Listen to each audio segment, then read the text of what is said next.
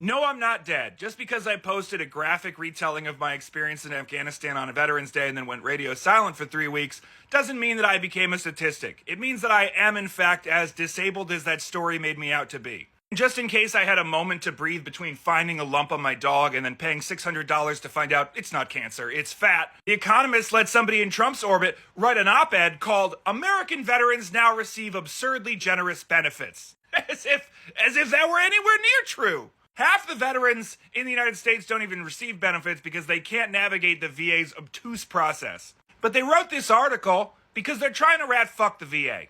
They're trying to get into people's heads and make them think veterans are just taken.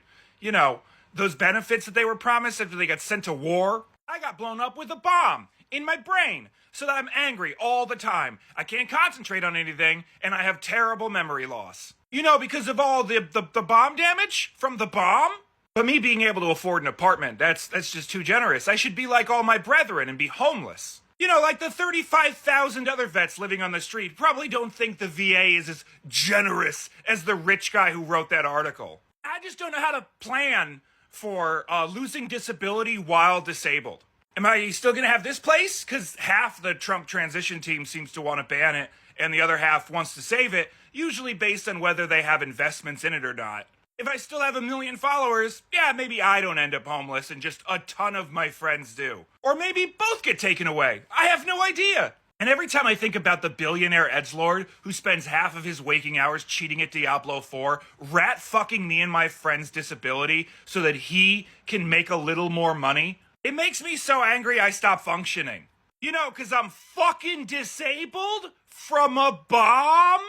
And everyone who's like, well, Pat, in that last video you mentioned that memoir, maybe you could sell that. I am not healthy enough right now to pen down all of the horrific things that occurred to me and then try to get the Pentagon to agree to let me publish it, because that's part of the process. And it takes so long, it wouldn't be Biden's Pentagon. At that point, it'll be run by the guy who's so awful his own mother wrote a letter saying he shouldn't be in charge. The only thing that this bag of soup can put together are science fiction stories so far removed from the reality that I have to engage with. Yeah, maybe I sell one of those before I lose my audience or my support systems. But I'm not real confident in bomb brain.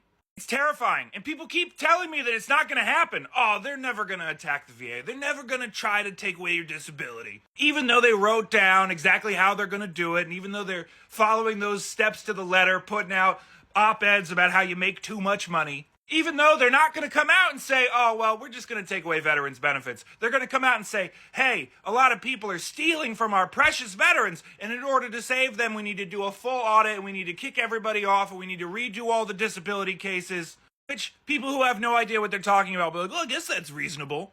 And then they just won't approve anybody for anything. Took me 7 years the first time to get them to scan my brain and go, oh, yeah, that's bomb damage. And then even after that, they were like, are you sure you got it in Afghanistan, though? Are you sure that bomb damage wasn't there when you were a child? Because we recruited you out of high school. And while my high school had a lot of bomb threats because it was the 90s, they didn't have any bombs at the time because school shootings weren't quite the rage yet.